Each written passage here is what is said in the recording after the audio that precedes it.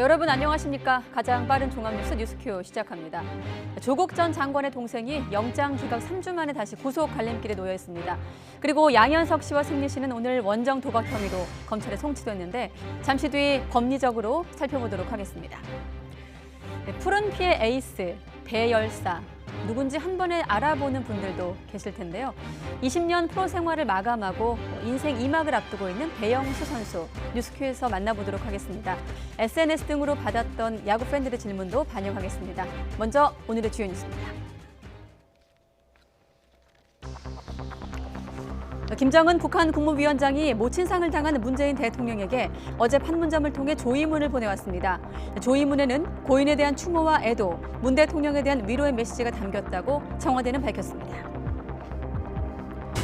자유한국당은 황교안 대표 취임 이후 처음으로 윤창현 서울시립대 교수 등 영입 인재 8명을 발표했습니다. 논란이 됐던 박찬주 전 육군대장은 영입이 보류됐습니다.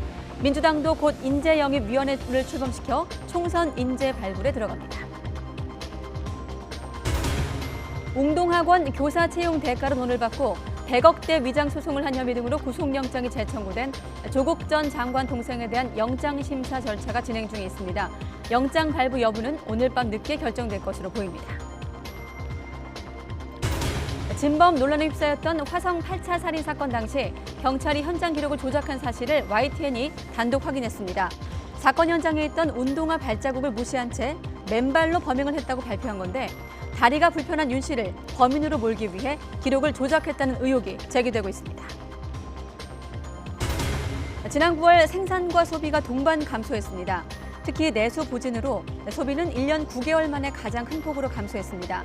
하지만 반도체 제조기계 등의 설비 투자가 늘면서 투자는 4개월 연속 증가세를 이어갔습니다.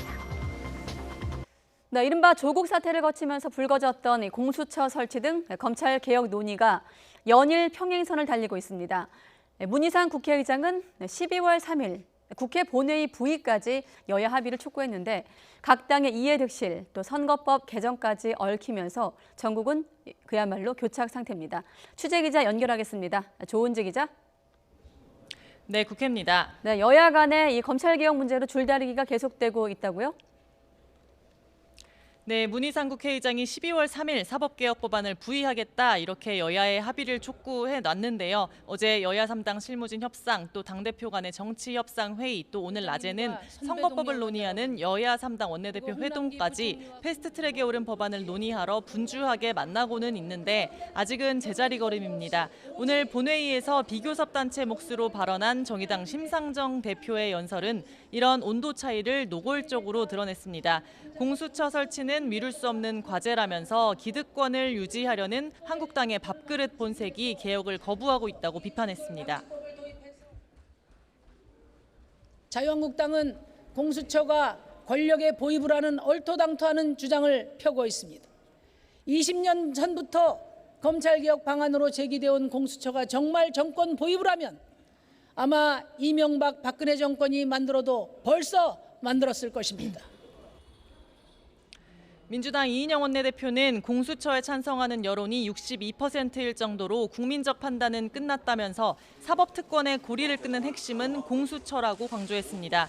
공수처 반대를 진작에 못 박은 한국당 나경원 원내대표는 법무부가 오보를 낸 언론사의 검찰 출입을 제한하는 훈령을 추진하는 것에 대해 사법부가 조국 복수로 언론을 탄압한다며 전선을 확장했습니다. 거대 양당의 평행선 속에 바른미래당 오신환 원내대표는 공수처에 기소권 없이 수사권만 주는 반부패 수사청이라면 한국당도 응할 거라며 여당의 대승적인 결단을 촉구했습니다. 그렇군요. 자, 그리고 법안 처리와는 별개로 총선을 한 반년 정도 앞두고 새 얼굴 영입에도 박차를 가하고 있습니다. 한국당이 오늘 인재 영입을 발표하면서 먼저 출발을 한 거네요. 네, 오늘 인재 영입 황영식은 황교안 대표 취임 이후 첫 번째 인재를 부르는 소문난 잔치였는데 공관병 갑질 논란을 빚은 박찬주 전 대장에 대한 뒷말로 어수선한 분위기 속에 열렸습니다. 오늘 영입된 명단을 보면 이진숙 전 MBC 기자와 윤창현 서울시립대 교수, 또 그룹 엑소의 멤버 수호의 아빠로 유명한 김용하 순천향대 교수 등 모두 8명이 한국당에 영입됐습니다.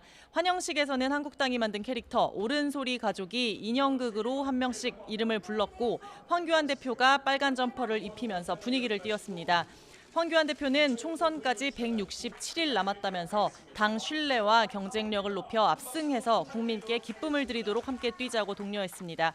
하지만 중량감 있고 참신한 인사들이 입당을 거부하거나 시기를 미루는 등 어려움이 있었고, 특히 공관병 갑질 논란이 있는 박찬주 전 대장 영입을 충분한 조율 없이 추진하면서 내부 반발도 그대로 노출했습니다. 황 대표는 문재인 정부 적폐몰이의 대표적 인물로 박찬주 전 대장을 보고 있는데, 영입을 완전히 취소한 거냐는 물음에 발끈하기도 했습니다. 박찬주 대장을 영입 발표해서 배제하신 것은 가장 큰 이유가 뭔가요? 지금 내 말씀 들었습니까? 배제라니요. 정말 귀한 분이에요. 뭐 그걸 리더십의 상처라고 하면 저에게 남아있는 리더십이 없을 겁니다. 네, 다른 당 시선은 싸늘한데 민주당 박찬대 원내대변인은 공관병 갑질 인사를 1호 영입으로 고려한 건 의전왕 황교안 대표다운 발상이라고 비꼬는 논평을 냈습니다. 정의당 윤소아 원내대표도 불공정한 사회를 막자고 하더니 갑질이나 하는 기득권 세력을 1호로 불렀다면서 퇴행적이고 오만방자한 행보라고 지적했습니다. 지금까지 국회에서 YTN 조은지입니다. 네, 조금 전 조은지 기자가 이제 설명하던 쪽에 속보가 들어왔는데 간단히 정리를 해드리겠습니다. 오늘 본회의에서 심상정 대표 연설도 있었지만 한 160여 개 정도 법안들이, 다른 법안들이 통과될 전망이다 이렇게 알려졌는데, 여야 대립이 첨예했던 단계적 고교 무상교육 법안이 국회 본회의를 통과했다는 속보가 조금 전 들어왔습니다. 오늘 오후에 국회가 본회의를 열어서 고교 무상교육을 골자로 하는 초, 중, 등 교육법 일부 개정 법률안 등 법안을 상정했고 처리했습니다. 이에 따라 올해 2학기부터 고교 3학년을 시작으로 내년엔 고교 2학년까지, 또 2021년엔 전학년을 대상으로 단계적으로 무상교육이 확대될 것으로 보입니다. 네, 다음 소식입니다. 한 차례 구속영장이 기각이 됐던 조국 전 장관의 동생 조모 씨에 대한 구속 여부가 이르면 오늘 밤 결정이 됩니다. 휠체어를 타고 영장심사에 출석한 조 씨, 100억대 위장 소송 등 추가된 혐의에 대해서 대부분 부인하는 것으로 알려지고 있습니다. 검찰에 나가 있는 취재기자 불러보겠습니다. 박기환 기자. 네, 서울중앙지검입니다. 네, 지금 이제 오후 4시를 막 넘겼는데 조 전 장관 동생에 대한 영장심사 꽤 길어지고 있는 건가요? 네, 그렇습니다. 배임과 배임 수재 혐의 등을 받는 조 전 장관의 동생 조모 씨는 오늘 오전 10시 반부터 5시간째 서울중앙지방법원에서 구속영장 실질심사를 받고 있습니다. 오후 1시부터 1시간 정도 점심 식사 시간을 가진 뒤 2시부터 심사가 다시 시작됐습니다. 조 씨는 오늘 오전 10시 10분쯤 목에 깁스를 한 채로 휠체어를 타고 법원에 출석했습니다. 혐의 인정 여부 등을 묻는 취재진의 질문에는 아무 답변 없이 법정으로 들어갔습니다. 직접 들어보시죠. 허위 소송 아직도 인정 못 하신다는 입장이십니까? 채용 비리 공범 도피 지시했던 부분은 인정하십니까? 새롭게 추가된 혐의 인정하십니까? 조 씨는 지난 8일 첫 구속영장 심사에는 출석하지 않았는데요. 당시 목 부위 척추 이상을 호소하며 부산의 한 병원에 입원한 상태에서 강제 구인됐지만 영장 심사를 포기해 조 씨가 출석하지 않은 상태에서 영장 심사가 진행됐습니다. 하지만 법원은 지난 9일 조 씨의 주요 혐의에 대해 다툼의 여지가 있다고 보고 건강 상태 등을 참작해 조 씨에 대한 구속영장을 기각했습니다. 검찰이 이에 즉각 반발하며 보강 수사를 거쳐 구속영장을 다시 청구한 만큼 오늘 심사 결과에 관심이 집중되고 있습니다. 네, 그때 말씀하신 대로 심사 때는 다툼의 여지가 있다고 봤지만 검찰이 보강 수사를 했고 그 이후 새로운 혐의를 추가한 건데, 자, 그렇다면 이번엔 좀 결과가 어떻게 예상되고 있습니까? 네, 일단 법원의 판단을 지켜봐야 할 것으로 보입니다. 검찰은 조 씨에 대한 구속영장을 재청구하면서 두 가지 혐의를 추가했는데요. 강제집행 면탈과 범인 도피죄입니다. 조 씨는 운동학원을 상대로 허위 소송을 벌여 100억 원대 채권을 확보했는데, 당시 조 씨가 운동학원 사무국장 역할을 하고 있었던 만큼 업무상 임무를 지키지 않은 배임 혐의를 받습니다. 검찰은 한국자산관리공사 캠코가 운동학원에 대해 가진 채무가 있어 운동학원 자산을 강제 집행해야 했는데, 조 씨의 허위 소송으로 이를 피하려 했다는 강제집행 면탈죄를 추가한 겁니다. 조 씨는 웅동중학교 교사 채용을 대가로 2억 1천만 원을 받고 웅동중학교 교사 채용 평가 업무를 방해한 혐의도 받는데요. 지난 8월 의혹 보도가 나오자 중간에서 돈을 건넨 금품 전달책들을 해외로 도피하도록 지시했다는 범인 도피죄도 추가됐습니다. 조 씨는 이에 대해 YTN과 인터뷰에서 허위 소송과 관련해 돌아가신 부친에게 전달받은 사안이라 허위라는 점을 몰랐다고 혐의를 부인했습니다. 또 채용 비리에 가담한 건 반성한다면서도 공범들을 해외 도피하도록 지시한 것은 없다고 설명했습니다. 검찰은 오늘 영장심사의 변수가 될 것으로 보이는 조 씨의 건강 문제에 대해서도 충분히 검증했다는 입장입니다. 여러 의료 자료를 제출받아 검증한 만큼 구속 과정 등에 문제가 없다는 겁니다. 앞서 채용비리 금품 전달책 2명은 이미 구속된 상태인데요. 오늘 영장 전담도 전달책들의 구속영장을 발부한 신종열 부장판사가 맡아 조 씨를 신문하고 있습니다. 영장 심사 결과는 이르면 오늘 밤 늦게 나올 것으로 예상되는데요. 지난 첫 구속영장 심사 결과는 조 씨의 불출석으로 신문이 이뤄지지 않았는데도 새벽에 결과가 나왔던 만큼 내일 새벽까지 결과를 기다려야 할 수도 있을 것으로 보입니다. 영장 발부 여부에 따라 조 전 장관에 대한 수사 필요성도 커질 수 있을 것으로 보이는데요. 정 교수와 동생에 대한 조사를 토대로 다음 주쯤 조 전 장관에 대한 소환 조사 시기를 조율할 것으로 전망됩니다. 지금까지 서울중앙지검에서 YTN 박견입니다. 네, 경찰이 상습 원정 도박 혐의를 받아온 양현석 전 YG 엔터테인먼트 대표와 가수 승리 씨에 대한 수사를 마무리 짓고 기소 의견으로 검찰에 넘기기로 했습니다. 도박 자금을 회사 돈으로 마련하거나 해외에서 돈을 빌린 뒤에 국내에서 갚는 이른바 환치기 수법을 썼다는 의혹에 대해서는 사실무근으로 결론 짓기도 했습니다. 김대겸 기자가 보도합니다. 경찰이 양현석 전 YG 엔터테인먼트 대표와 가수 승리의 상습 도박 혐의가 인정된다며 검찰에 송치하기로 했습니다. 상습 도박의 공소시효에 해당하는 5년 이내 기록을 살펴본 결과 수억 원대 혐의가 드러났다는 겁니다. 경찰은 두 사람이 지난 2014년 하반기부터 매년 한두 차례씩 미국 라스베이거스에 있는 호텔과 카지노에서 도박한 사실을 확인했다고 밝혔습니다. 두 사람 모두 관광이나 업무를 위해 미국에 갔다가 카지노에 들러 도박을 하게 됐다며 혐의를 대체로 인정한 것으로 알려졌습니다. 다만 횡령과 탈세, 그리고 해외에서 달러를 빌린 뒤 국내에서 원화로 갚는 이른바 환치기 수법으로 도박 자금을 마련했다는 혐의에 대해서는 입증하지 못했습니다. 경찰은 환전 내역과 미국 법인 계좌 등을 샅샅이 살펴봤지만 횡령이나 탈세 등의 정황은 발견하지 못했다고 밝혔습니다. 두 사람은 출국할 때 가져간 돈과 같이 간 지인들의 각자 가져온 돈을 빌려서 도박을 했다며 환치기 혐의는 강하게 부인했습니다. 승리의 경우 카지노에서 돈을 빌린 뒤 그 자리에서 갚기도 했다고 설명했습니다. 경찰은 양 전 대표와 함께 도박한 지인 3명도 검찰에 송치할 방침입니다. YTN 김대겸입니다.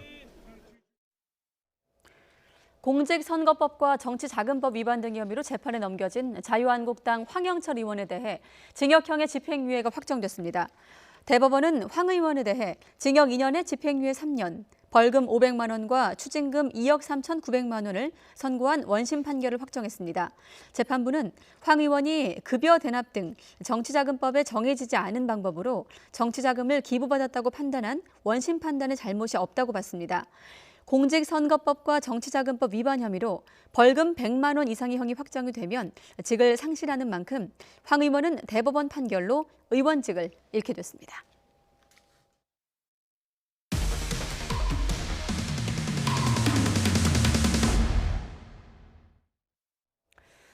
네, 진범 논란에 휩싸여 있는 화성 8차 살인 사건 당시 경찰이 윤모 씨를 범인으로 몰기 위해 범행 현장 기록을 조작까지 한 정황이 YTN 취재 결과 확인됐습니다. 그러니까 사건 현장에서 운동화 발자국이 발견됐다는 분명한 증언이 있었는데도 불구하고 윤 씨를 잡고 나서 맨발로 범행을 했다고 발표를 한 겁니다. 안윤학 기자가 단독 취재했습니다. 지난 1988년 9월 13살 박모 양이 자신의 방 안에서 성폭행을 당한 뒤 숨진 채 발견됐습니다. 화성 8차 살인 사건입니다.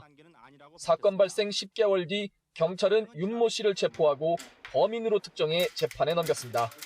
당시 경찰은 한쪽 다리가 불편했던 윤 씨가 슬리퍼를 신고 범행 현장까지 접근했다고 발표했습니다.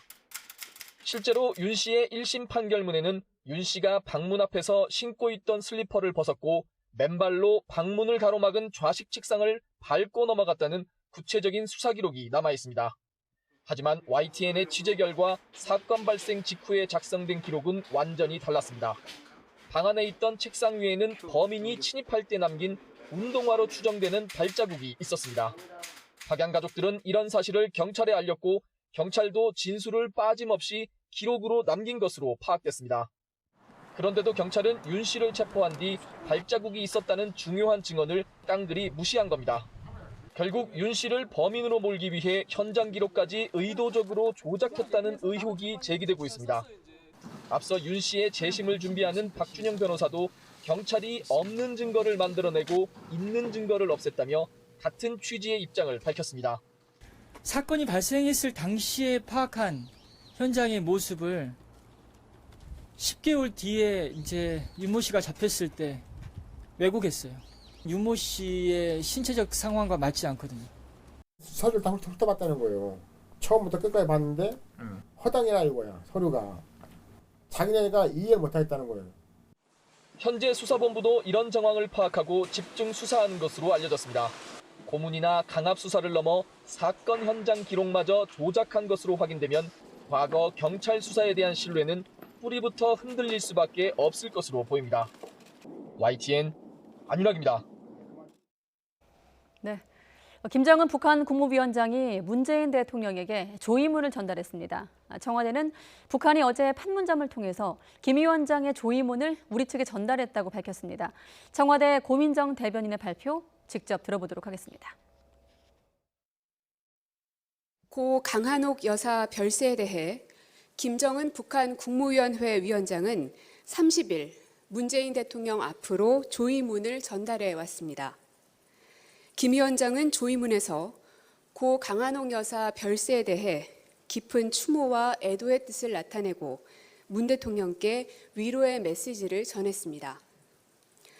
조의문은 어제 오후 판문점을 통해 전달받았으며 밤 늦은 시각 빈소가 차려진 부산 남천 성당에서 대통령께 직접 전달됐습니다. 우리 경제의 3대 축 가운데 투자는 다소 늘었지만 생산과 소비가 감소한 것으로 나타났습니다. 특히 소비의 경우는 1년 9개월 만에 가장 크게 줄어 내수 부진이 이어지는 상황이 그대로 반영됐습니다. 취재기자 연결하겠습니다. 김평정 기자. 네, 경제부입니다. 네, 투자가 는 것은 이 대목은 다행인데 생산과 소비가 줄면서 경기 지표는 혼조세를 보이고 있는 거군요. 네, 일단 생산과 소비가 동시에 감소했습니다. 지난달 전 산업 생산 지수가 전달보다 0.4% 줄었습니다. 신차 출시 등으로 자동차 생산이 늘어난 광공업에서는 증가했지만 서비스업에서 크게 준 것이 전체 산업 생산을 끌어내렸습니다. 소비를 나타내는 소매 판매액 지수도 전달보다 2.2% 감소했습니다. 감소폭이 지난 2017년 12월 이후 1년 9개월 만에 가장 컸습니다. 올해 추석이 9월 초여서 명절 소비가 8월에 이미 이뤄진 영향에다 연이은 태풍으로 외출이 줄면서 환절기에 옷도 많이 팔리지 않은 탓이 컸습니다. 다만 설비 투자는 반도체 제조용 기계를 포함해 산업기계 투자가 늘면서 전달보다 2.9% 증가했습니다. 설비 투자는 4개월 연속 증가세를 이어가고 있습니다. 현재 경기를 보여주는 동행지수 순환변동치는 보합, 앞으로 경기를 예상하는 선행지수 순환변동치는 0.1포인트 상승했습니다. 선행지수가 상승한 데 대해 통계청은 바닥을 다지는 것으로 볼 수는 있지만 아직 개선세를 판단하기엔 이르다고 설명했습니다. 지금까지 경제부에서 YTN 김평정입니다. 네, 국가적 과제로 꼽히는 저출산 문제. 막대한 예산이 투입돼 다양한 지원책들이 시행되고 있긴 하지만 정작 주무부처인 보건복지부의 탁상 행정으로 제대로 효과를 못 보고 있는 저출산 정책이 있습니다. 분만 취약지 지원 사업이 그건데 어떤 내용인지 추은호 기자가 보도합니다. 농어촌 지역을 중심으로 33개 시군에는 분만 시설이 제대로 없습니다. 이런 지역은 분만 취약지로 지정됩니다. 이곳의 임산부는 임신 출산 진료비로 다른 지역보다 20만 원을 더 지원받습니다. 대도시를 오가며 진찰을 받고 출산해야 하는 부담을 덜어주기 위해서입니다. 의료기관이 분만 취약지에 분만시설을 설치하면 정부가 시설비와 운영비를 지원해 줍니다. 저출산을 극복하기 위해 보건복지부가 펴고 있는 지원책들입니다. 문제는 분만실 설치 지원 사업에 선정되면 그 지역은 곧바로 분만 취약지에서 제외된다는 것입니다. 그럴 경우 이 지역 임산부는 추가로 받던 20만 원의 진료비를 더는 받을 수 없게 됩니다. 그러나 감사원이 확인한 결과 분만실 지원 사업에 선정되더라도 실제로 분만실 운영이 시작되기까지는 평균 310일이 걸린 것으로 나타났습니다. 이 기간에 분만 취약지의 임산부들은 지역 내의 산부인과를 이용하지도 못하면서 추가 지원도 끊기는 불이익을 받는 셈입니다. 감사원은 영천시와 해남군 등 6개 시군의 임산부 600여 명이 이런 식으로 손해를 봤다고 지적했습니다. 감사원은 또 보건복지부 내 부서 간의 손발이 맞지 않아 분만 취약지 지정에서 제외되는 사례도 있었다면서 개선 방안을 마련하라고 통보했습니다. YTN 추우로입니다. 정부가 내년에 대대적인 확장 재정을 편성한 가운데 서울시도 40조 원에 육박하는 이른바 슈퍼 예산을 발표했습니다. 저성장과 저출산 문제 등을 해결하기 위한 골든타임을 놓치면 안 된다는 설명도 곁들였습니다. 이상순 기자의 보도입니다. 서울시가 역대 최대 규모 예산을 내놨습니다. 39조 5,282억 원. 지난해 처음으로 30조 원을 돌파했는데 2년 만에 40조 원에 육박하게 됐습니다. 슈퍼 예산은 신혼부부 주거 지원과 청년 지원, 출산 육아 지원 등 7대 분야에 집중 투자됩니다. 청년과 신혼부부의 출발선을 지원하는 것이야말로 개인과 가족의 가장 큰 고민을 해결해 주는 것일 뿐만 아니라 국가와 사회의 성장의 선순환을 이루는 시작이고 마중물이라고 확신합니다. 그러다 보니 사회복지 예산이 12조 8천억 원으로 전체 예산 중 가장 많은 36.5%를 차지했습니다. 사회복지 예산은 2017년에는 증가액이 4천억대에 그쳤지만 2018년 8,800억, 올해 1조 4,900억, 내년엔 1조 7천억 원으로 증가세가 급격합니다. 세부 항목별로 보면 신혼부부 주거 지원에 4,450억 원, 청년 수당 등 청년 지원에 3,344억 원, 저소득 취약계층 주거 지원에 4,247억 원이 투입됩니다. 출산율 0.98명이라는 인구 절벽을 맞아 임신과 출산, 보육 등 전 과정에 공적 지원이 강화됩니다. 완전 돌봄 체계 실현을 위해 올해 대비 2,078억 원이 증가한 2조 1,595억 원을 투입합니다. 이를 통해서 국공립 어린이집 이용률이 20년에는 45%를 달성하고 21년에는 50% 이상 달성하게 됩니다. 친환경 자동차 지원 등 미세먼지 줄이기 예산도 8,111억 원이 편성됐습니다. 서울시는 이 같은 예산을 뒷받침하기 위해서 내년에 역대 최대 규모인 3조 원의 지방채를 발행할 예정입니다. YTN 이상순입니다. 정부가 2030년까지 대도시 광역 거점 사이의 통행 시간을 30분대로 단축하는 계획을 세웠습니다. 국토교통부 대도시 광역교통위원회는 광역교통 2030 비전 선포식을 열어 광역 거점 사이 통행 시간을 30분대로 단축을 하고 통행 비용과 환승 시간을 최대 30% 줄이는 목표를 제시했습니다. 우선 지하철 9호선 강일에서 미사 구간을 연장하고 인천 2호선을 신안산선으로 연결해 주요 거점을 30분대 연결짓는 광역철도망을 구축하기로 했습니다. 기존의 GTX ABC 노선 외에 신규 노선을 설치하는 방안도 검토하고 서울 지하철 4호선에는 급행 열차를 투입할 계획입니다. 유아 영어 학원비가 서울에서 가장 비싼 곳은 월 224만 원으로 대학 등록금보다 더 비싼 것으로 나타났습니다. 교육시민단체 사교육 걱정 없는 세상은 지난해 서울시 교육청 학원 교습소 등록 현황을 분석한 결과 이같이 나타났다고 밝혔습니다. 학원비가 가장 비싼 유아 영어 학원은 한 영어학원 프랜차이즈가 강남구와 서초구에서 운영하는 3곳으로 월 224만 3천 원이었습니다. 이 학원의 1년치 학원비는 2,691만 6천 원으로 올해 4년제 대학 연간 등록금 평균 670만 6,200원에 4배에 달합니다. 1억 원 이상 오른 아파트 분양권과 재개발, 재건축 조합원 입주권의 매매가 지난 2015년부터 3년간 모두 5천 건 넘게 이루어진 것으로 나타났습니다.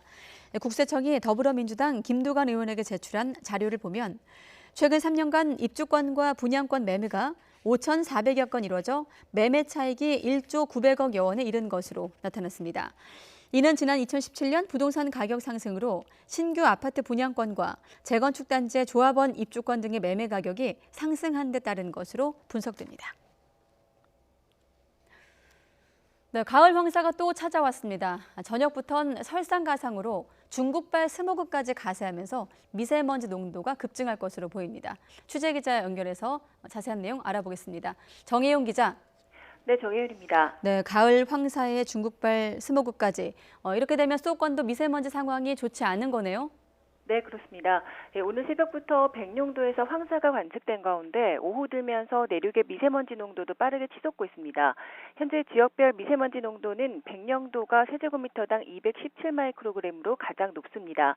그 밖에 강화 148, 경기 지역도 109마이크로그램 등으로 나쁨 수준을 나타내고 있습니다.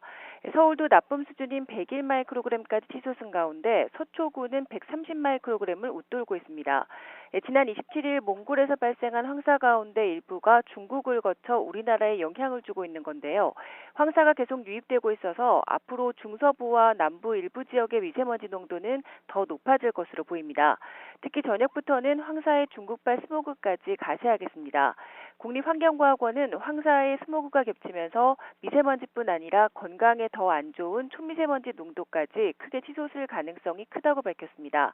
퇴근길에 나쁨 수준까지 오른 미세먼지는 금요일인 내일까지 계속되겠고 일부 지역에는 특보가 내려질 것으로 보입니다.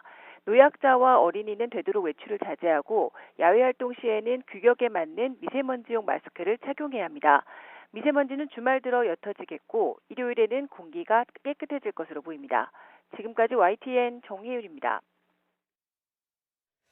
네, 날씨도 궁금하지만 또 올해 김장 시기도 궁금하실 텐데 올해 김장은 예년보다 이틀에서 나흘 정도 늦게 담그는 것이 좋을 거란 전망이 있습니다.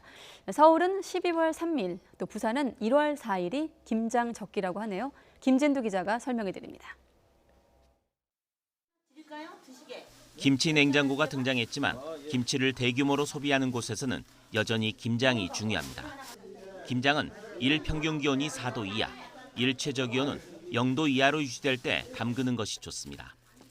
기온이 높으면 김치가 너무 빨리 익게 되고 기온이 낮으면 배추나 무가 얼게 돼 제맛을 내기 어렵기 때문입니다. 최근 날씨가 쌀쌀해졌지만 올해 김장 적기는 오히려 예년보다 늦춰질 것으로 보입니다. 올해 11월 하순과 12월 상순 기온이 평년보다 다소 높을 것으로 예상되므로 올해 김장 적정 시기는 평년보다 1에서 4일 늦을 것으로 예상됩니다. 서울은 예년보다 4일 늦은 12월 3일이 김장 적기입니다. 대전은 12월 5일, 대구 12월 8일, 광주 12월 13일, 부산은 1월 4일입니다. 기후변화로 온도가 점차 상승하면서 김장 시기는 점점 더 늦춰지고 있습니다. 서울의 경우 1920년대에는 11월 21일이었지만 2010년대에는 12월 4일로 13일이나 늦어졌습니다. YTN 김윤우입니다. 네, 그리고 이 울긋불긋 물든 단풍 보기 위해서 산을 찾는 분들도 많아졌을 텐데요. 그만큼 이맘때 산악 사고도 자주 발생합니다.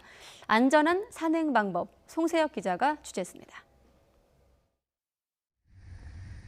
단풍이 곱게 물든 강원도 원주 치악산. 바위에서 20m 아래로 떨어져 다친 60대 등산객이 119 헬기에 구조됩니다. 단풍철을 맞아 산악사고가 잇따르고 있지만 안전불감증은 여전합니다. 험준한 산을 오르면서 산책하듯 운동화에 평상복 차림도 보입니다.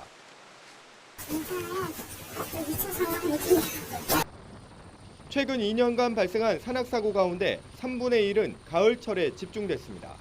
우선 산에 오르기 전 준비 운동은 필수. 복장과 장비도 중요합니다. 등산화는 발목을 보호하고 미끄러지는 것을 막는 데 도움이 됩니다. 옷은 땀이 빨리 마르는 얇은 소재로 여러 겹 입으면 좋습니다. 일교차가 큰 만큼 저체온증이 나타날 수 있기 때문입니다. 이 등산 스틱을 제대로 사용하면 다리에 실리는 무게를 30% 정도 줄일 수 있습니다. 자세는 이렇게 팔이 90도 정도가 되도록 해야 합니다. 또 자신의 체력에 맞는 코스를 고르고 해지기 2시간 전에는 산행을 마쳐야 합니다. 조난됐을 땐 등산로에 있는 위치 표지판이나 119 신고 애플리케이션을 활용해 신고하면 더 신속한 구조가 가능합니다.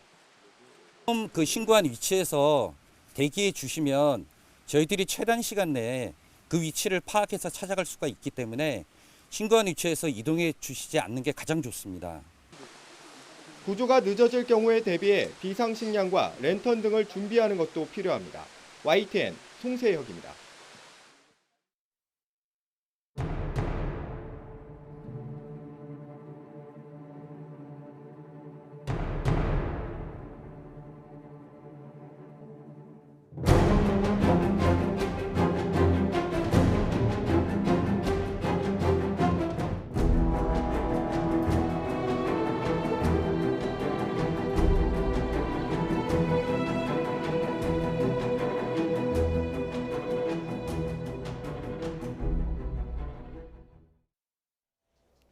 네, 조국 전 장관의 동생 조모 씨가 오늘 두 번째 영장 실질 심사를 받고 있습니다.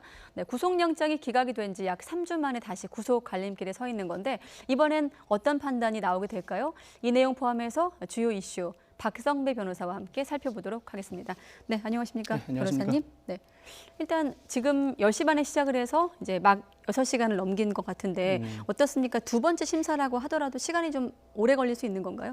오랜 시간이 걸리는 건 범죄 혐의 자체를 적극적으로 다투기 때문입니다. 기존 구속영장에 적시됐던 혐의 외에도 이번에 검찰이 추가한 강제집행 면탈, 네. 범인 도피 혐의에 대해서도 조 전 장관의 동생 측이 적극적으로 다투고 있기 때문에 시간이 상당히 지체되고 있습니다. 네, 지금 그 변호사님 옆으로 화면에도 나오고 있습니다만 기존에 적용됐던 혐의가 있고 이번에 이제 다시 심사를 하면서 두 가지 혐의가 추가됐잖아요. 네네. 범인 도피 혐의는 한 번에 알아듣겠는데 네. 강제집행 면탈 혐의 이거는 뭡니까?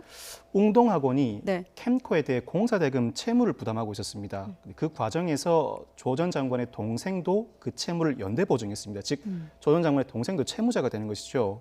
그렇다면 돈을 응당 변제를 해줘야 되는데 네. 이 과정에서 조 전 장관의 동생이 웅동학원을 상대로 허위소송을 제기하고 그로 인해 만든 채권을 아내와 위장이혼을 하면서 채권을 양도해 줍니다. 즉, 채무를 변제해 줘야 될 사람이 허위로 채권을 양도했다는 것이 강제집행 면탈에 해당한다는 게 검찰의 주장입니다. 네, 아무래도 그럼 이번에 추가된 두 가지 혐의 때문에 지금 심사에서도 좀 다툴까요?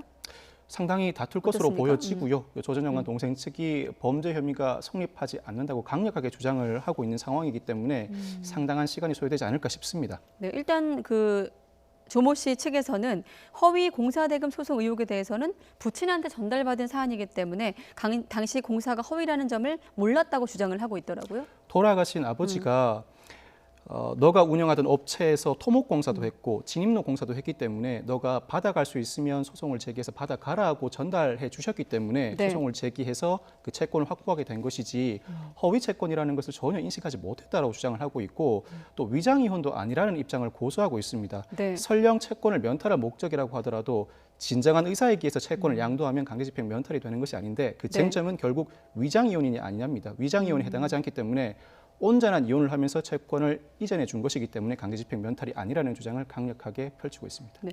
검찰 쪽에서는 오늘 어떤 식으로 구속을 해야 된다고 그럼 주장을 논리를 펼치게 될까요? 공범에 해당하는 특히 범인 도피에 해당하는 즉 웅동중학교 사회교과 교사를 채용하는 과정에서 금품을 받은 정황으로 2명이 이미 구속되어 있는 상황이다. 그럼에도 불구하고 주범격에 해당하는 조 씨가 구속되지 않는 것은 온당하지 않다라는 주장을 할 것이고 추가 수사를 통해서 강제집행 면탈 혐의도 충분히 입증됐을 뿐만 아니라 범인 도피와 관련해서도 즉 공범에게 자금을 제공하고 도피가 있으라는 지시를 적극적으로 했다는 점을 비춰보면 주범격에 해당하는 조 씨는 마땅히 구속되어야 한다고 강력하게 주장할 것으로 예상됩니다. 검찰 쪽에서는? 예. 네. 자, 조모 씨 같은 경우는 지금 채용 비리에 가담한 건 반성을 한다고 밝혔는데 이 지금 말씀하신 도피를 지시한 건 사실이 아니라고 주장을 하고 있거든요. 그렇죠. 지난번 기각 때도 재판부에서 다툼의 여지가 있고 또 건강 상태를 고려해서 기각을 한 건데 이번엔 좀 어떤 판단이 예상됩니까? 다툼의 여지가 있다는 것이 허위 소송 부분이었습니다. 특경가법 배임 부분이었는데 이 점에 대해서 검찰이 충분히 보강 수사를 했을 것으로 보이고 조 씨도 지난번에는 출석하지 않았지만 이번에는 출석해서 오랜 시간 다투는 이유가 지난번 영장 심사 과정에서 다툼의 여지가 있다고 법원이 한번 판단을 했기 때문에 충분히 혐의에 대해서 다툰다면 범죄 혐의가 없다는 이유로 구속영장이 기각될 가능성이 높다라고 판단을 하고 적극적으로 다투고 있는 것으로 보이고요. 건강 문제에 관해서도 검찰은 진료 기록을 이미 제출받았을 겁니다. 그 진료 기록을 토대로 외부 의료기관에 충분한 감정을 거쳐서 구속을 감당하지 못할 상태의 건강 상태는 아니다라고 주장을 할 텐데 이에 대해서 조 씨는 현재 드러난 진료 기록 외에도 지금까지의 진료 내역 그리고 실제 건강 상태, 앞으로의 건강 예정 상태를 두고 봤을 때는 구속이 불가능하다는 취지의 주장을 할 것으로 예상됩니다. 네, 아무튼 뭐 오늘 영장실질 심사 뭐 늦으면 오늘 밤 늦게나 또 날을 넘길 수도 있다고 했습니다만 결과를 봐야 되겠지만 이번 어떤 구속 여부로 앞으로 뭐 조 전 장관에 대한 수사라든지 그런 부분에 영향을 어떻게 좀 미칠까요? 조 전 장관의 동생 조 씨의 혐의와 관련해서 조 전 장관이 관련돼 있는 부분은 허위소송, 즉 특경가법 배임 부분입니다. 오늘 영장이 발부된다면 주요 범죄 사실 중에 하나인 특경가법 배임이 유죄가 인정된다는 취지이기 때문에 조 전 장관이 당시에 이사로 재직하고 있었습니다. 그 구성원이었던 의사결정의 구성원이었던 조 전 장관에게도 관련 혐의가 추가되어서 수사에는 좀 더 박차를 가해지지 않을까 싶은 생각이 듭니다. 만약에 구속이 이번에도 기각이 되면 어떻게 되는 겁니까? 만약 영장이 기각된다면 범죄 혐의가 충분히 소명되지 않는다는 이유로 기각될 가능성이 굉장히 높은데 그렇다면 조 전 장관에 대해서도 조 전 장관 동생의 같이 혐의를 받고 있는 특경가법 배임에 대해서는 굉장히 날이 묻어진 상태로 검찰이 접근할 수밖에 없는 것이죠. 네, 알겠습니다. 오늘 실질심사 결과를 좀 지켜보도록 하겠고요. 자, 그리고 양현석 씨 그리고 빅뱅 전 멤버 승리 씨 오늘 검찰에 송치됐습니다. 상습 도박 혐의만 적용이 되고 환치기는 무혐의가 됐는데 왜 이렇게 판단이 다른 거죠?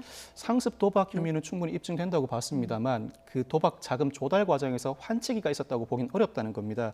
양현석 씨의 경우에는 해외로 출국을 할 때 우리나라 국민이 1회에 들고 나갈 수 있는 원화, 즉 달러화가 1만 달러입니다. 원화로는 약 1,200만 원인데 양현석 씨가 출국을 하면서 본인도 1만 달러를 가지고 나가고 동행했던 각 지인들에게도 1만 달러를 소지해서 출국하게 만든 다음에 현지에서 각 지인들로부터 돈을 받아 도박을 했기 때문에 환치기에 해당한다고 보기 어렵다고 판단한 것이고 승리의 경우에는 크레딧을 이용했답니다. 즉 카지노나 호텔에서 신용 정도에 따라서 대출을 해주고 카지노를 통해서 돈을 따면 이자를 붙여서 되갚는 이 크레딧 제도를 이용을 했고 승리 씨의 경우에는 돈을 땄기 때문에 그 현지에서 변제를 다 했다. 만약 변제를 하지 못하고 한국에 돌아와서 계좌 이체를 했다면 충분히 환치기에 해당합니다만 현지에서 온전하게 다 갚고 돌아왔기 때문에 환치기에 해당하지 않는다고 보게 된 겁니다. 사실 상습 도박 혐의만 확인된 건데 이 부분에 대해서 경찰 같은 경우는 지금 혹시 이 많은 돈을 어디서 동원했을까? 그 의혹을 지목했던 그 대상이 법인 자금 아니었습니까? 그렇죠. 회사 돈이 아닐까?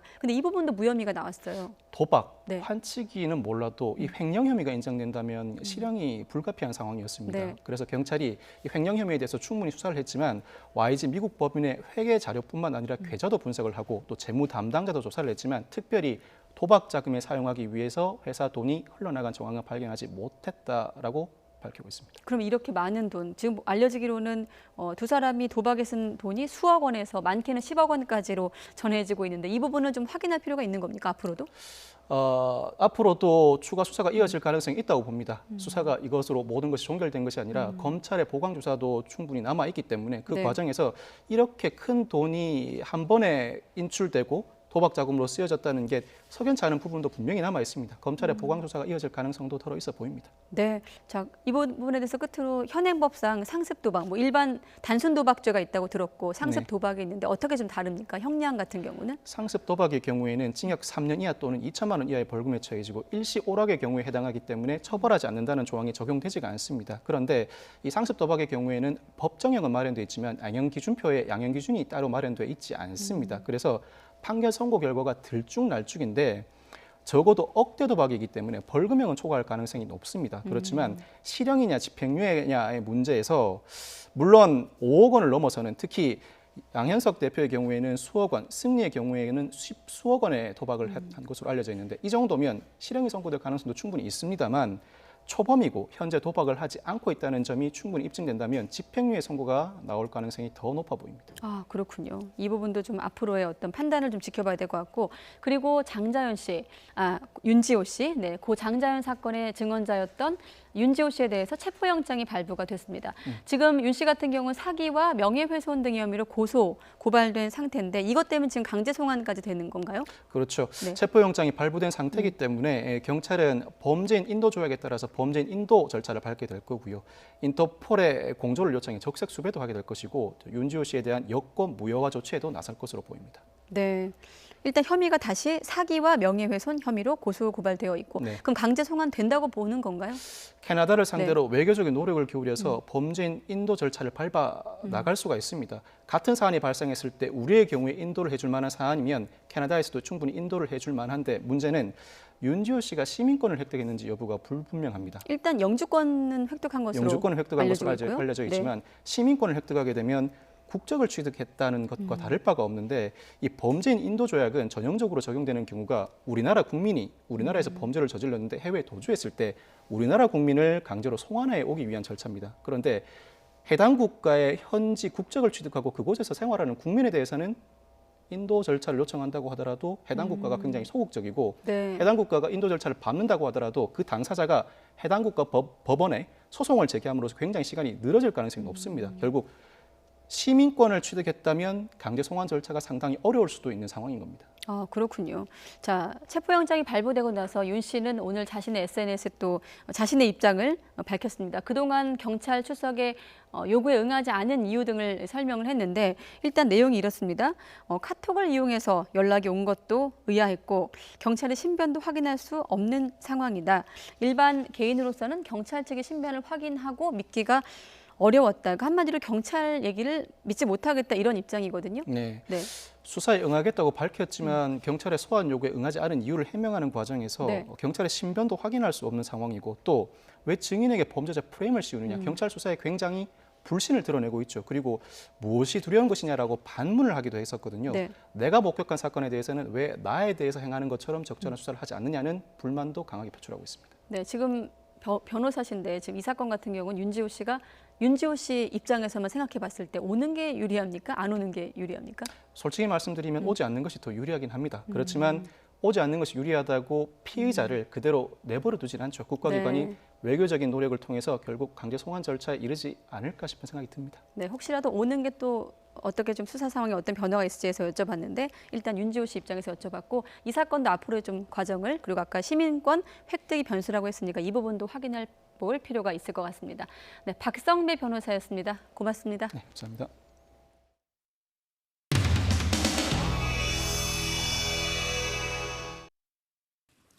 국민들이나 경제 전문가들이나 나오는 얘기는 이 정책 효과가 지금 2년 반 동안 이렇게 안 나왔다 그러면 기본적으로 경제 정책의 전환이 필요한 거 아니냐.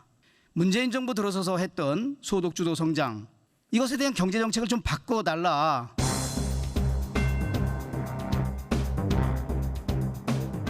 오히려 그것을 바꿀 수 있는 건 전 용기라고 생각합니다. 지적이 되었던 정책에 대해서는 정부도 과감하게 정책적 보완을 저는 해왔고요. 지금 정부가 고치고자 하는 부분에 대해서는 국회에서도 좀 도와주시고요. 설명을 해나가고 지금 총리 되신 지 얼마 되셨죠? 부총리 되신 지? 저는 뭐 한 10개월 좀 넘었습니다. 10개월 되니까 이제 사람이 좀 변하셨네요. 다 국회 탓, 남의 탓 하시는 그렇지 않습니다. 설령 국회가 아쉬움이 있다 하더라도 먼저 정부가 성찰하면서 국민들한테 협조를 구하고 국회에도 이해를 구하는 그런 것이 기본적인 자세 아니겠습니까? 그러니까 의원님, 정부도 지금 말씀하시는 거 보면 뭐 정치인들하고 뭐 정치인 뺨치네요. 그 부총리 보시기에 현 정부에서 제일 잘한 경제 정책이 뭡니까?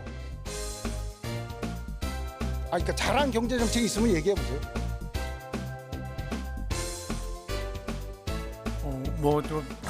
너무 많아가지고 제가 얘기를 못하겠습니다. 열심히 한 거를 지금 뜻하는 겁니다. 정부가 일자리를 늘리는 일을 한 게 아니라 줄이는 일을 했어요, 여태까지. 그렇지 않습니다. 과거의 패턴과 같은 패러다임으로 경제를 이끌어가기에는 경제가 지속적으로 성장하기에는 한계가 있다는 그런 판단 하에 최저임금을 올리려고 했던 이유가 양극화를 해소하고 예. 네. 근데 최저임금이 우리나라에 급격히 올리면 안 되는 이유를 아세요?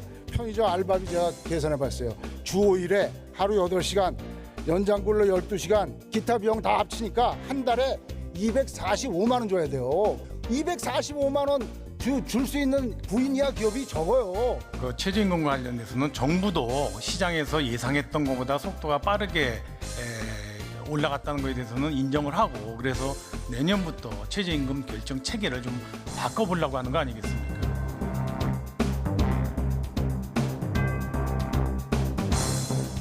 기존에는 이런 정책이었었는데 현장에서의 어려움과 목소리를 담아서 이렇게 변경해 나가고 있다. 이것을 좀 적극적으로 설명해야 되지 않겠습니까? 예, 적극적으로 설명을 하면서 최저임금의 경우에는 저희는 최저임금 결정 체계 자체를 바꾸겠다고 했는데요. 그 법이 지금 10개월째 국회에 남아 있습니다. 다 국회 탓, 남의 탓 하시는 그렇지 않습니다. 아까 오히려 국민들은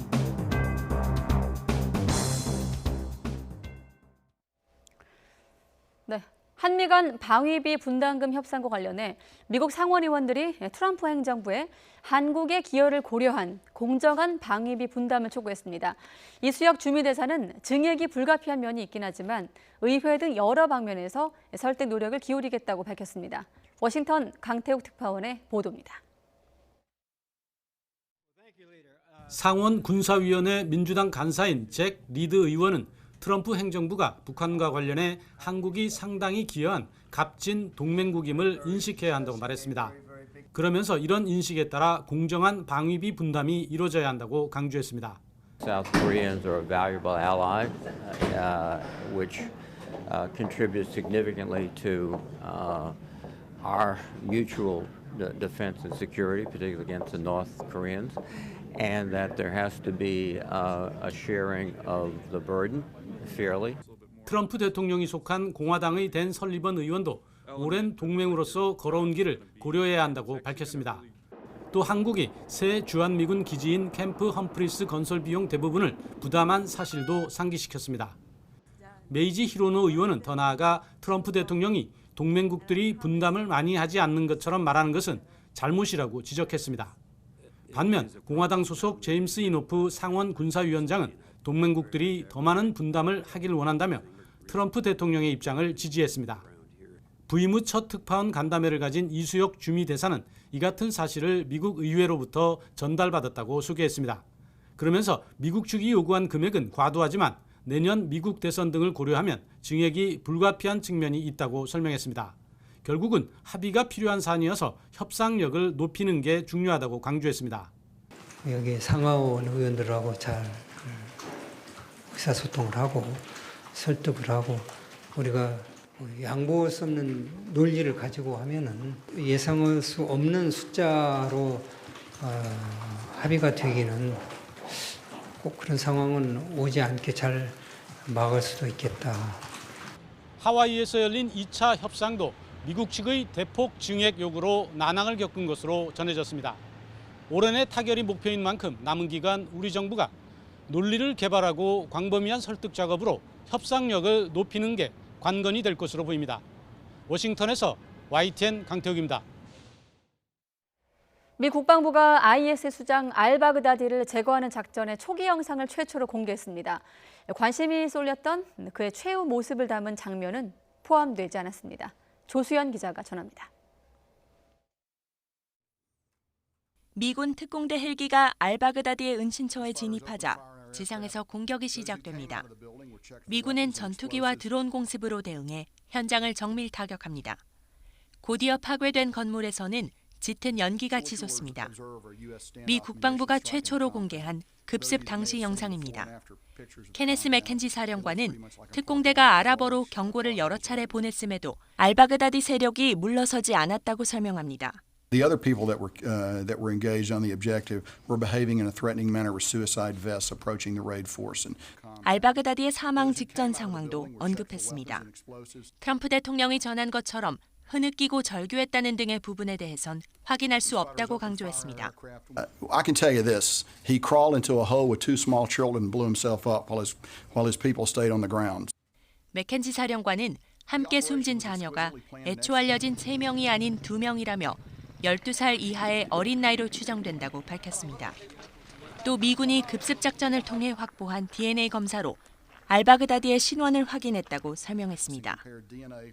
YTN 조수연입니다. 개각 2달을 못 채우고 강요 2명이 잇따라 사임을 하면서 아베 일본 총리의 임명 책임이 도마 위에 오르고 있습니다. 지난주 비리 의혹으로 경제산업상이 사실상 경질된 데 이어 이번엔 법무상이 부인의 선거법 위반 의혹과 관련해 사표를 제출했습니다. 가와이 가스유키 법무상은 부인이 선거운동원을 매수했다는 의혹 보도와 관련해 오늘 오전 아베 총리에게 사표를 제출했습니다. 이에 대해 아베 총리는 기자회견에서 임명 책임은 자신에게 있으며 이런 결과가 돼 그 책임을 통감하고 국민 여러분께 깊게 사죄한다고 말했습니다.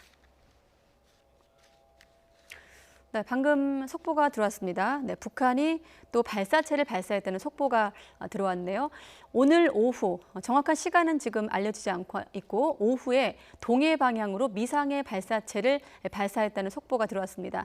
우리 군이 밝힌 내용인데 추가 발사에 대비해서 관련 동향을 추적 감시하면서 대비 태세를 유지하고 있다는 군의 입장까지 들어와 있는데 어디에서 정확히 몇 시에 발사했는지는 들어오지 않고 있고 또 발사체의 어떤 성격도 규정되지 않았기 때문에 들어오는 속보가 있으면 다시 한번 알려드리도록 하겠습니다. 북한이 추가로 또 발사체를 발사했다는 속보였습니다.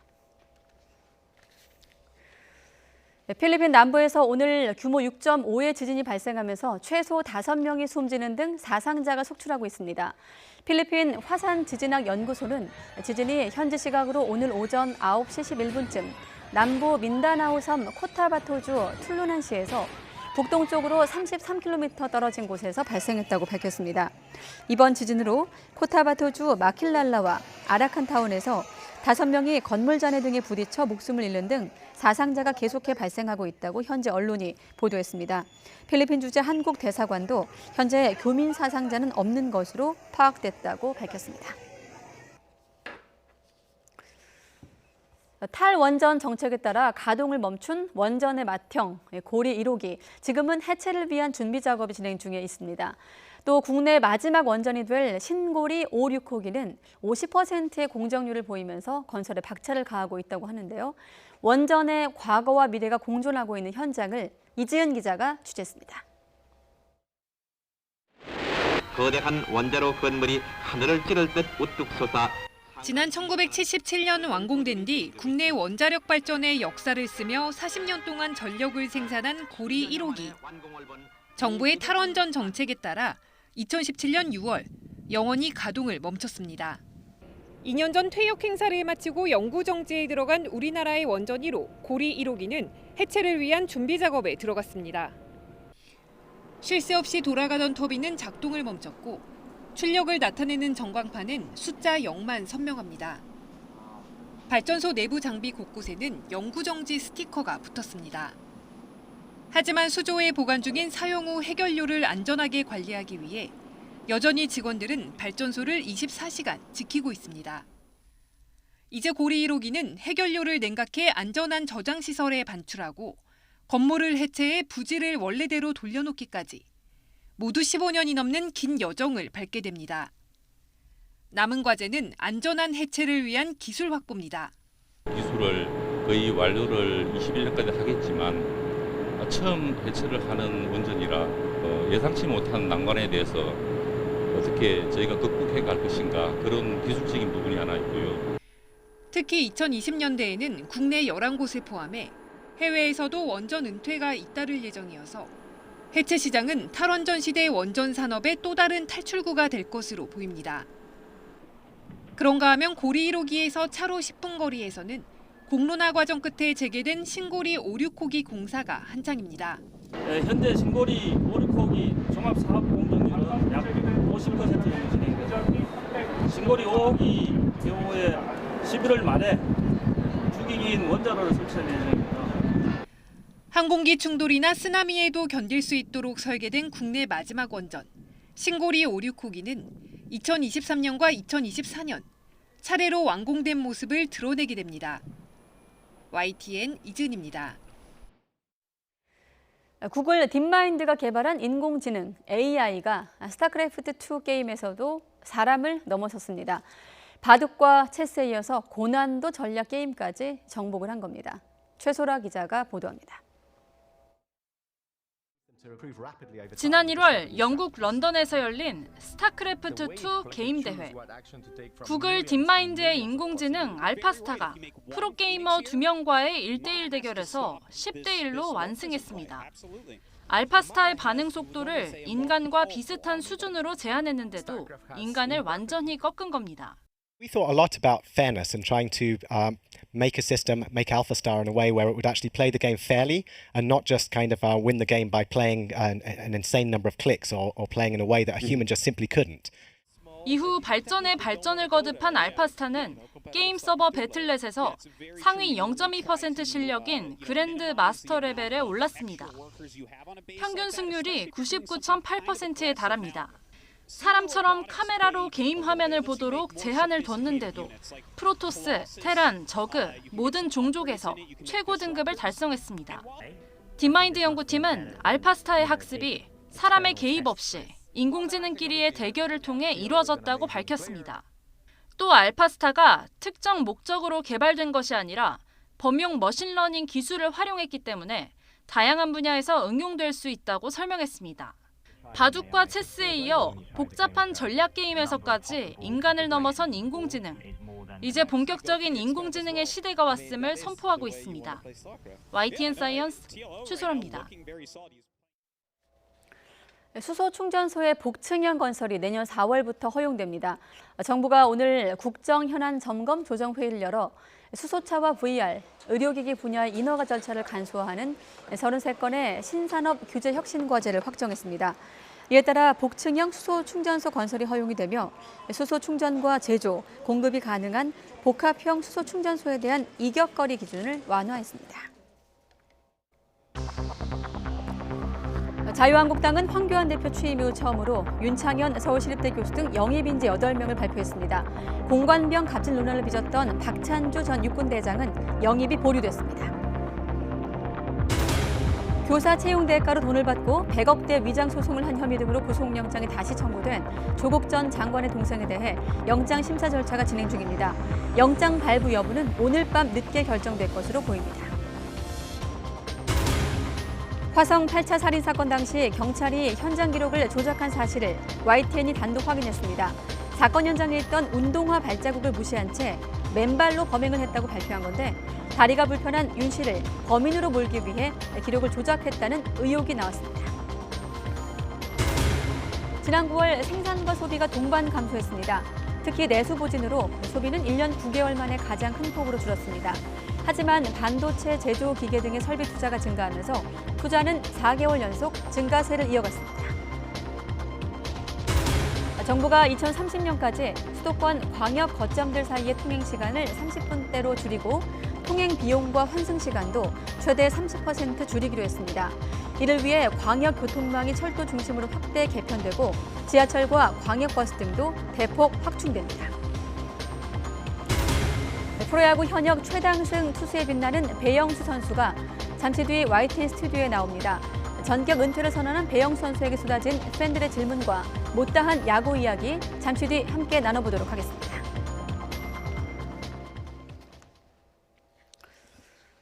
자유한국당 황교안 대표가 내년 총선을 대비해서 새 얼굴 8명을 영입해 환영식을 가졌습니다. 하지만 영입에 공을 들였던 박찬주 전 육군대장이 이른바 공관병 갑질 논란 등 당 안팎의 비판 때문에 빠지면서 리더십에 타격을 입었다는 분석입니다. 취재기자 연결하겠습니다. 조은지 기자. 네, 국회입니다. 네, 황교안 대표가 취임 이후에 인재를 영입한 건 이번이 처음인데 평가가 지금 어떻게 당 안팎에서 나오고 있습니까? 네, 그야말로 소문난 잔치였는데 공관병 갑질 논란을 빚은 박찬주 전 대장 영입 해프닝으로 다소 김 빠진 분위기입니다. 한국당 1차 영입 인사는 이진숙 전 MBC 기자와 윤창현 서울시립대 교수, 또 그룹 엑소의 멤버 수호의 아빠로 유명한 김용하 순천향대 교수 등 모두 8명입니다. 환영식에선 한국당이 만든 캐릭터 옳은소리 가족이 인형극으로 인사를 한 명씩 소개했고 황교안 대표가 빨간 점퍼를 직접 입히면서 분위기를 띄웠습니다. 황 대표는 총선까지 167일 남았다면서 당 신뢰와 경쟁력을 높여 압승해서 국민께 기쁨을 드리도록 함께 뛰자고 독려했습니다. 하지만 중량감 있고 참신한 인사들이 입당을 거부하거나 시기를 미루는 등 어려움이 있었고 특히 공관병 갑질 논란이 있는 박찬주 전 대장 영입을 충분한 조율 없이 추진하며 내부 반발도 그대로 노출했습니다. 황 대표는 문재인 정부 적폐몰이의 대표적인 인물로 박찬주 전 대장을 보고 있는데 영입을 완전히 취소한 거냐는 물음에 발끈하기도 했습니다. 박찬주 대장을 영입 발표해서 배제하신 것은 가장 큰 이유가 뭔가요? 지금 내 말씀 들었습니까? 배제라니요. 정말 귀한 분이에요. 뭐 그걸 리더십의 상처라고 하면 저에게 남아있는 리더십이 없을 겁니다. 네, 다른 당의 시선은 싸늘한데 민주당 박찬대 원내대변인은 공관병 갑질 인사를 1호 영입으로 고려한 건 의전왕 황교안 대표다운 발상이라고 비꼬는 논평을 냈습니다. 정의당 윤소아 원내대표도 불공정한 사회를 막자고 하더니 갑질이나 하는 기득권 세력을 1호로 불렀다면서 퇴행적이고 오만방자한 행보라고 지적했습니다. 네, 그리고 여야는 조국 사태 이후 검찰 개혁으로 관역을 바꾼 것 같은데 공수처 놓고 연일 평행선이죠? 네, 문희상 의장이 공수처 설치 또 검경 수사권 조정안을 부의하겠다고 한 시점이 12월 3일입니다. 그 전에 여야 합의를 촉구하고 있는데 오늘 본회의에서 비교섭 단체 몫으로 발언한 정의당 심상정 대표는 공수처는 시대 과제라고 강조했습니다. 특히 한국당을 향해 밥그릇 본색이다, 적반하장 정치를 한다 이렇게 매섭게 압박하기도 했습니다. 자유한국당은 공수처가 권력에 보입을 하는 얼토당토하는 주장을 펴고 있습니다. 20년 전부터 검찰개혁 방안으로 제기되어 온 공수처가 정말 정권 보입을 하면 아마 이명박 박근혜 정권이 만들어도 벌써 만들었을 것입니다. 네, 이런 분위기 속에 한국당과 바른미래당은 수사 기소권 분리를 핵심으로 공수처 대신 반부패 수사청을 만들자는데 큰 틀에서 공감대를 이뤘습니다. 검찰에는 영장 청구권과 기소권만 주도록 하자는 한국당 제안인데 바른미래당 권은희 의원안 역시 공수처에 수사권을 주는 방식이라서 접점이 있습니다. 바른미래당 오신환 원내대표는 민주당이 공수처에 수사권, 기소권을 모두 줘야 한다는 입장을 굽히지 않는데 대승적으로 결단하라고 촉구했습니다.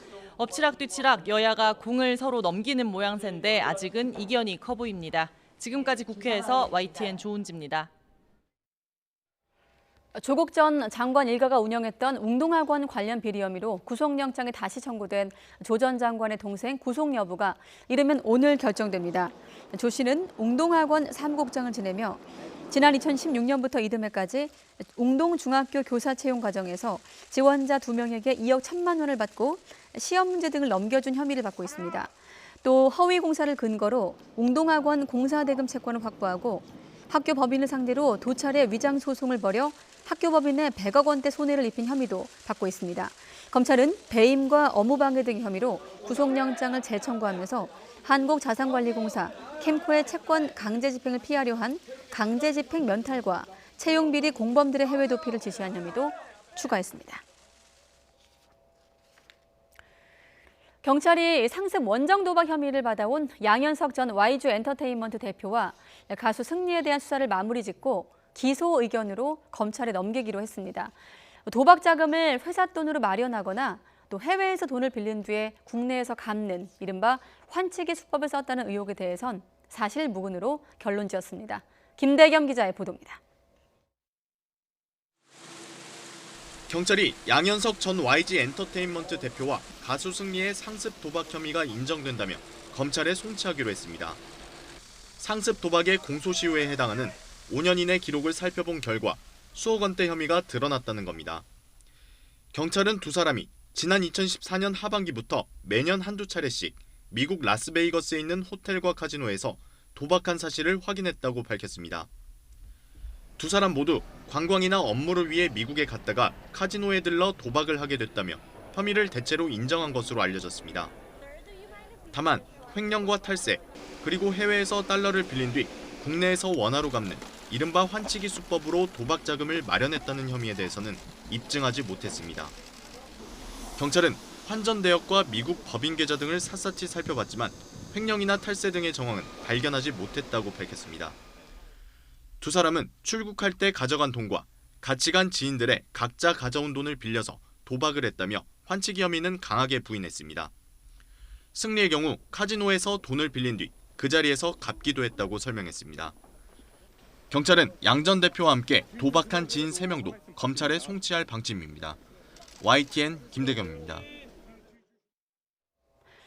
진범 논란에 휩싸여 있는 화성 8차 살인 사건 당시에 경찰이 범행 현장 기록을 조작한 정황이 확인됐습니다. YTN 취재 결과 지난 1988년 9월 13살 박 모양이 자신의 방 안에서 숨진 채 발견된 뒤에 경찰은 방 안에 있던 좌식 책상 위에 운동화로 추정되는 발자국이 있었다는 가족들의 진술을 확보했습니다. 당시 경찰은 이런 진술을 초기 수사 기록에도 남겼습니다. 하지만 경찰은 10개월 뒤 윤모 씨를 범인으로 지목하면서 맨발로 침입을 해 범행했다는 수사 결과를 내놨고 이런 내용은 1심 판결문에도 포함되어 있습니다. 이에 따라 한쪽 다리가 불편한 윤 씨가 평소 슬리퍼를 신고 다녔다는 사실에 맞추기 위해 의도적인 사건 현장 기록을 조작했다는 의혹이 나오고 있습니다. 네, 가을 황사에 이어서 밤 사이에 중국발 스모그가 추가로 유입될 것으로 보입니다. 내일은 미세먼지뿐만 아니라 초미세먼지 농도까지 크게 치솟을 가능성이 높아 각별한 주의가 필요해 보입니다. 취재기자 연결해서 다시 한번 날씨 알아보겠습니다. 김진두 기자. 네, 김민두입니다. 네, 황사에 이어서 밤 사이에 스모그까지 유입된다고요? 네, 그렇습니다. 가을 황사가 또 영향을 주고 있습니다. 몽골에서 발효한 황사가 오전부터 유입되고 있는데요. 지금은 수도권과 강원, 충남 지역의 미세먼지 농도가 세제곱미터당 100마이크로그램을 넘어서고 있습니다. 나쁨 수준의 농도까지 오른 겁니다. 퇴근길에는 다른 지역으로도 황사가 더 확산할 것으로 보입니다. 여기에 설상가상, 중국발 스모그도 가세합니다. 국립환경과학원은 밤사이 스모그가 추가로 유입되면서 미세먼지와 함께 초미세먼지 농도도 크게 치솟을 것으로 내다봤습니다. 내일은 전국의 대기질이 나쁨 수준까지 오르겠고 일부 지역은 매우 나쁨까지 오르면서 특보가 내려질 가능성도 있습니다. 특히 올가을 들어 처음으로 미세먼지에 이어서 초미세먼지 농도까지 높아지기 때문에 건강관리에 비상이 걸렸습니다. 노약자와 어린이는 되도록 외출을 자제하고 야외활동 시에는 규격에 맞는 미세먼지용 마스크를 착용하는 것이 좋습니다. 미세먼지는 주말에 점차 옅어져서 휴일에는 공기가 깨끗해질 것으로 보입니다. 지금까지 YTN 김윤우입니다. 네, 화석 연료를 대체할 미래 에너지, 수소를 기반으로 하는 수소 경제가 미래 먹거리로 주목을 받고 있습니다. 정부가 관련 산업을 키우기 위해서 2040년까지 수소 가격을 화석 연료 수준으로 낮추는 등의 로드맵을 마련하고 관련 기술 확보에 나섭니다. 이혜리 기자가 취재했습니다. 국회에 설치된 수소 충전소입니다. 1kg당 가격은 8,800원. 현대자동차에서 생산하는 수소차 넥소를 기준으로 수소 1kg으로는 약 96km를 주행할 수 있습니다. 그런데 앞으로는 수소 가격이 크게 낮아질 것으로 보입니다. 정부가 제시한 수소 기술 개발 로드맵을 보면 2040년 수소 1kg당 공급 가격은 3,000원으로 화석연료 수준의 가격 경쟁력을 확보하게 됩니다.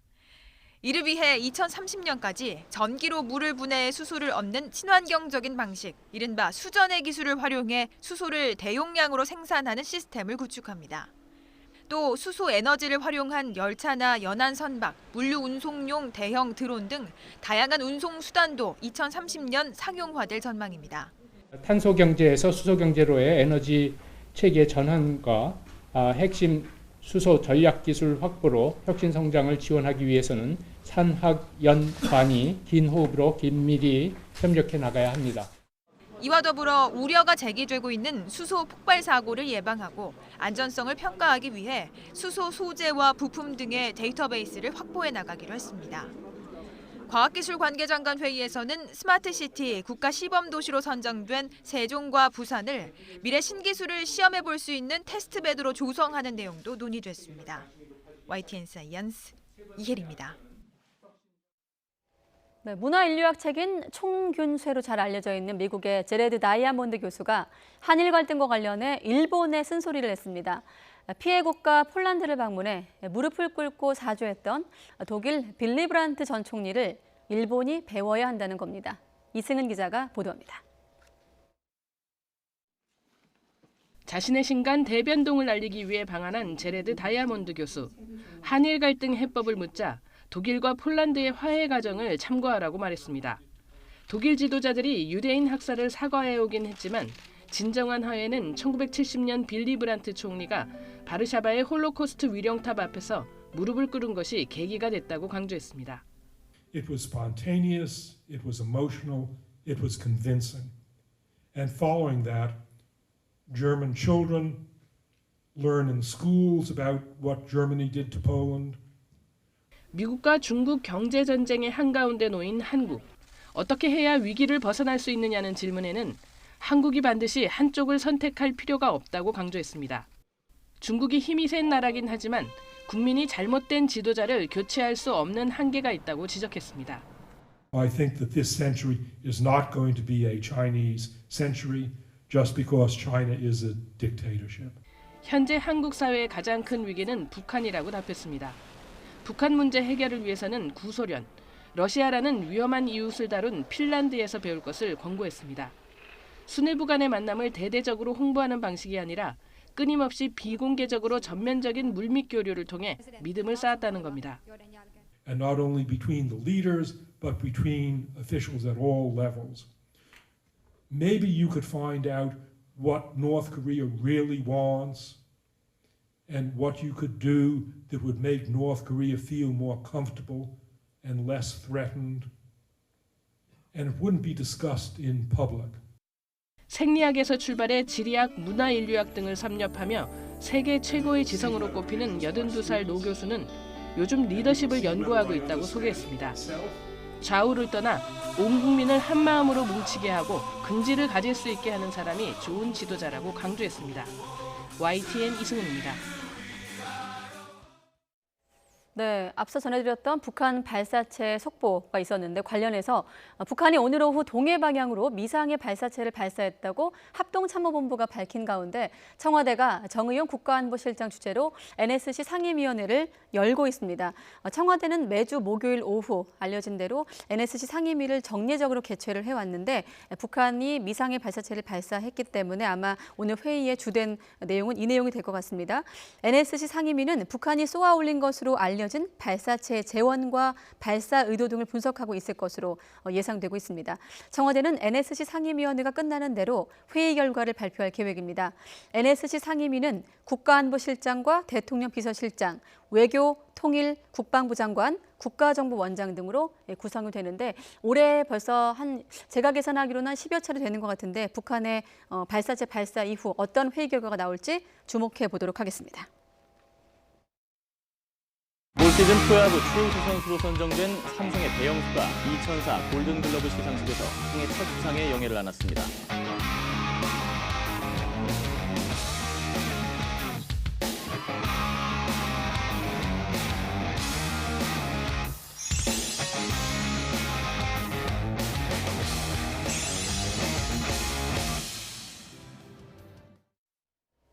네. 기록이 많죠. 네, 프로야구 현역 선수 가운데 가장 많은 138승, 너무 많으니까 더듬네요. 네, 138승을 거둔 투수. 20년의 프로 생활 동안에 한국 시리즈 우승만 8번이나 차지한 그야말로 행운의 사나이입니다. 현역 마지막 경기에서 이 한국 시리즈 우승을 확정하는 순간에 주인공이 되기도 했죠. 그야말로 파란만장한 20년을 마무리 짓고 이제 제2의 인생을 앞두고 있습니다. 프로야구 두산의 배영수 선수 함께하겠습니다. 네. 반갑습니다. 반갑습니다. 네. 오늘 배 선수 나오신다고 하니까 이것도 좀 물어봐달라, 저것도 물어봐달라, 뭐 제 개인 SNS에도 댓글도 참 많고 저는 참 물어볼 게 많아서 시간이 부족한데 길다고 하셨어요? 제가 출연 시간 알려드리니까. 생방송이 처음이니까 네. 너무 긴장도 되고 아. 좀 그런 것 같습니다. 지금 예. 생방송이 처음이신 거군요. 예, 뉴스는 처음입니다. 아, 그렇군요. 오늘 저희 YTN 뉴스큐를 통해서 많은 얘기를 좀 알려주시길 바라겠습니다.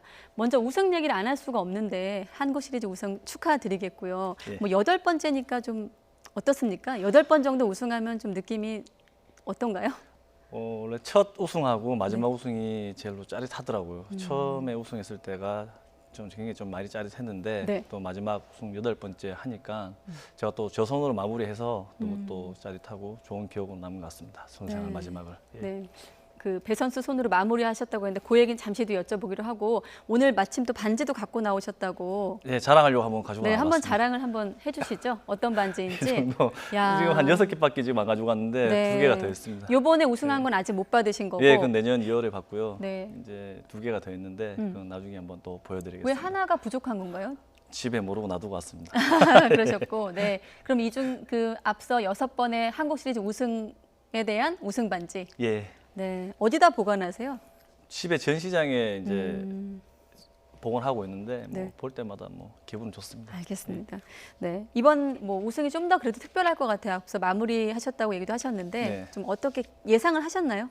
예상은 전혀 못했고 제가 이제 은퇴 생각을 하고 있었는데 이제 하늘에서 야구의 신이 저한테 이렇게 한번 기회를 주신 것 같습니다. 네. 은퇴 시점은 언제 좀 정하셨어요? 후반기 들어서 제가 조금 굉장히 조금 힘들더라고요. 네. 이제 정리해야 되겠다 이런 생각을 하고 있었는데 때마침 또 한국 시리즈에서 이렇게 좋게 마무리를 해서 그 누구보다 값지게 은퇴할 수 있었던 것 같습니다. 네. 뭐 은퇴 시점을 스스로 어느 정도 선수 생활 하시면서 내가 이 정도는 해야겠다고 한 뭐 마지노선이라고 해야 될까요? 처음에 이제 신인 네. 때는 5년만 하자라고 생각을 했는데 네. 점점 이제 욕심이 생기더라고요. 욕심도 생기고 또 굴곡이 조금 많아서 예. 되게 좀 힘들었었는데 의지를 가지고 어떻게 보면 지금까지 온 것 같습니다. 네. 예. 그러면 좀 몸이 힘드셔서 후반기 아니 몸도 힘들고 네. 마음도 힘들고 이제 선수생활 하면서 굉장히 심적으로 이렇게 조금 힘든 부분이 많았었는데 특히 올해 같은 경우에도 조금 재밌었지만 저 네. 스스로한테 되게 좀 힘든 부분이 있어서 좀 그런 생각을 했습니다. 실례지만 마음이 어떤 부분이 좀 힘들었는지 여쭤봐도 되겠습니까? 네. 일단은 경기에 이제 어떻게 보면 이 대기하는 시간이 굉장히 길다 보니까 거기서 조금 많이 좀 지쳤고 또 선발만 계속 하다가 이제 또 중간 투수를 해보니까 네. 야, 이 중간 투수들이 정말 힘들구나는 걸 새삼 느껴서 이런 부분 때문에 선배님들이 은퇴를 하셨구나라는 걸 조금 느꼈습니다. 네. 앞서 배영수 선수께서 굴곡이 많았다고 직접 표현하셨는데 네. 그래서인지 뭐 누리꾼들도 정말 질문이 많더라고요. 저희가 그래서 질문을 다는 준비하지 못하고 몇 가지만 좀 눈에 띄는 거를 준비해봤는데 한번 같이 보시면서 제가 저한테도 뭐 물어보는 사람들이 많았는데 여전히 호세. 배영수에게 호세란 이 질문이 가장 많았고 상대하기 힘들었던 타자가 누구였는지 일단 호세 뭐 이 얘기도 그럼 방송에서 처음 하시는 건가요? 예, 뭐 인터뷰상으로 많이 해봤었는데 이제 방송으로 처음 하는데 뭐 네. 호세 선수랑 제가 한번 뭐 다들 뭐 참교육 이렇게 말씀하시더라고요. 네. 뭐 그때 어떻게 호세 선수랑 사건이 있어갖고 어떻게 좀 선수생활 하면서 이제 그때부터 조금 잘하게 됐어요. 이제 그래서 팬분들께서 뭐 참교육 이렇게 말씀하시더라고요. 네.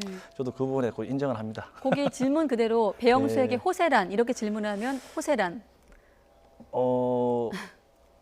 제 이름을 알리게 된 계기 어떻게 보면 그런 것 같습니다. 다시 그 시점으로 돌아간다면 같은 행동을 하실까요? 어떻게? 그때는 싸우겠죠.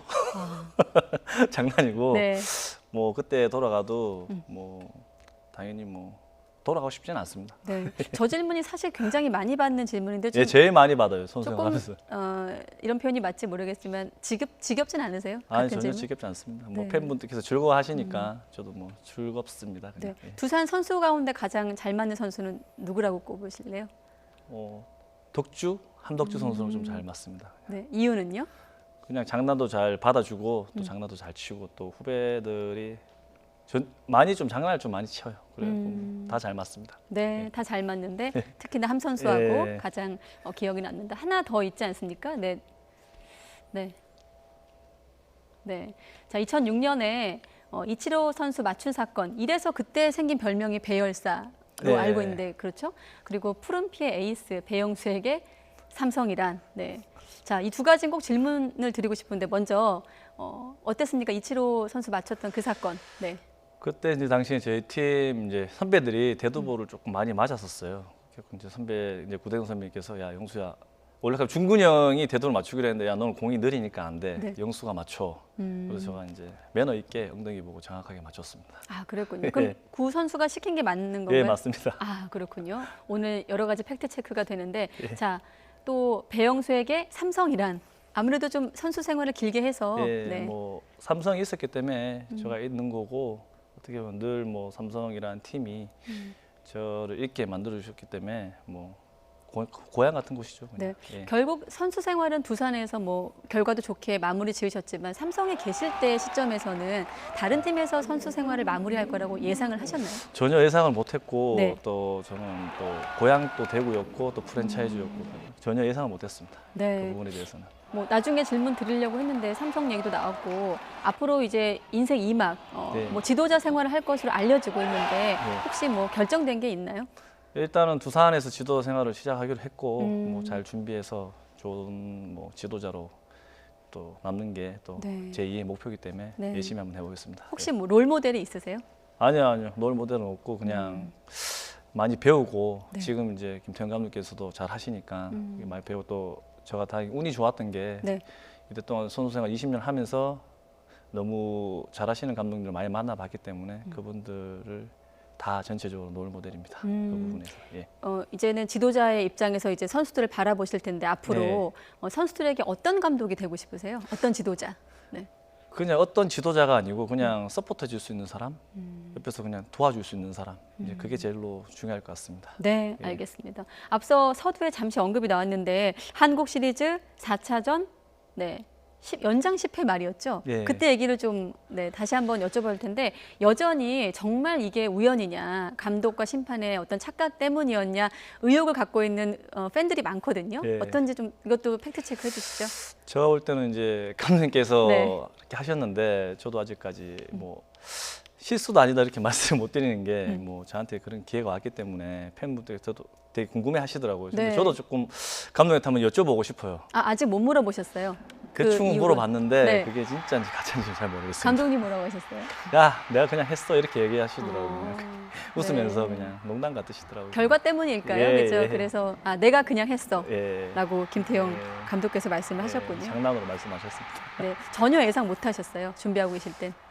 그냥 제가 왠지 나갈 것 같은 그런 느낌이 들었었어요. 어. 들어서 제가 몸을 풀고 했었는데 네. 그 타이밍이 딱딱딱 맞아 들어갔었어요. 이상하게. 그래서 이제 제가 한번 올라와서 마운드 쪽으로 오려고 했는데 네. 뭐 멈칫하고 다시 올라왔었어요. 네. 근데 올라오면서 되게 발걸음이 너무 가벼워갖고 이제 웃으면서 올라왔는데 또 네. 다행히 결과까지 좋아서 너무 좋았습니다. 네. 요 경기 끝나고 지금 막 얼싸안고 막 선수들끼리 그러는데 선수들은 뭐라고 하나요?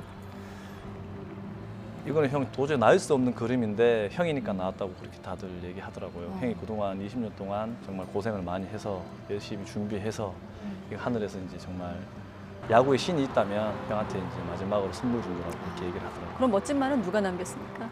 후배들이 남겼습니다.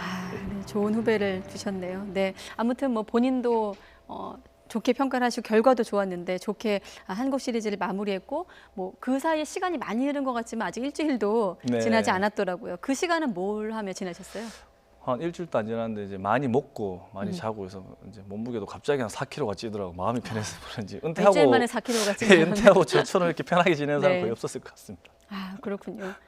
앞으로 뭐 좋은 아빠가 되고 싶다는 어떤 그런 기사도 봤는데 네. 실례지만 자녀분이 제가 3명이 있는데 네. 뭐 딸 둘 아들 하나인데 딸 둘 아들 하나? 예, 네. 뭐 첫째는 이제 8살, 7살, 뭐 3살인데 뭐 제가 순생활하면서 집에를 잘 못 떠가고 또 잘 많이 못 돌봐줬는데 네.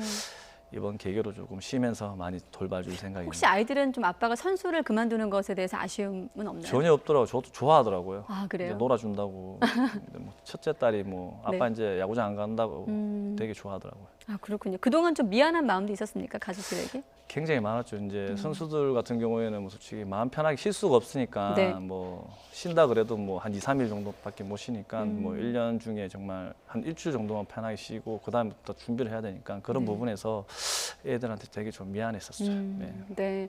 뭐 사실 기록도 많으시고 뭐 팬들 입장에서는 2004년도 그때 12이닝 노히트 노런 기록했던 네. 해고 또 2006년도를 기억하는 또 팬들도 많을 것 같은데 개인적으로 언제가 가장 기억에 남으십니까? 2006년도 때 이제 한국 시리즈 때가 가장 기억에 남습니다. 그때는 저 손으로 진짜 우승을 했기 때문에 되게 자부심이 있고 또 그때 당시에 또 몸도 굉장히 안 좋았는데 네. 그 안 좋은 상황에서 또 제가 이겨내서 굉장히 기억이 많이 남습니다. 네. 또 이게 삼성에서 한화로 또 이렇게 두산으로 옮기기도 하셨잖아요. 네. 그럴 대목마다 좀 팬들에게 서운한 얘기를 듣거나 그런 적은 없으세요? 많이 들었죠. 뭐 배신자다 뭐 이런 말도 네. 많이 들었는데 뭐 그때 저 상황이 있었던 거니까 이거는 나중에 뭐 따로 말씀드리겠습니다. 네, 알겠습니다. 제가 또 아까 앞서 좀 질문 드리려다 놓친 부분이 있는데 이 한 달 보름 전 정도인가요? 그 SK 경기 때 보크 있었잖아요. 이것도 전무후무한 기록을 남고 있는데 네, 이때 얘기도 좀 해주세요. 아, 스토리가 참 많은데 네. 사건 사고도 많은데 그때 당시 이제 제가 막 보크가 맞고 제가 이제 조금 착각을 했었어요. 저는 이제 뒤로 뺐어야 되는데 옆으로 뺐더라고요. 보크가 맞고 그거를 하면서 되게 조금 정신적으로 너무 힘들었는데 네.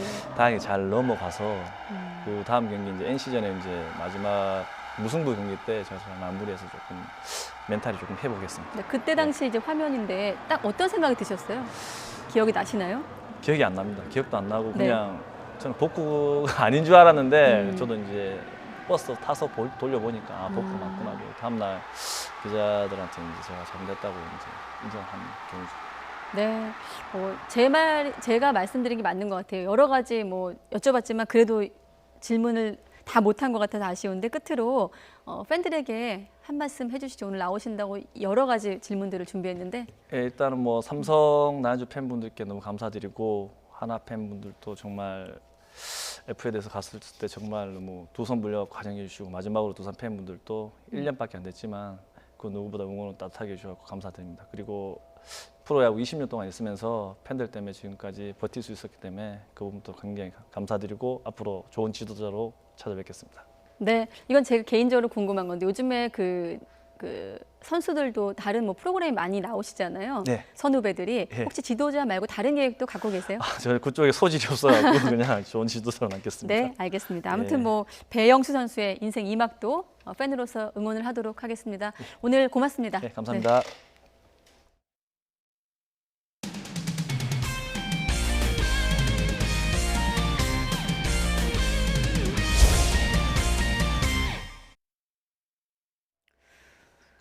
네, KBO 사무국은 롯데 전준우와 기아 안치홍 등 2020년 FA 자격 선수 24명의 명단을 공시했습니다.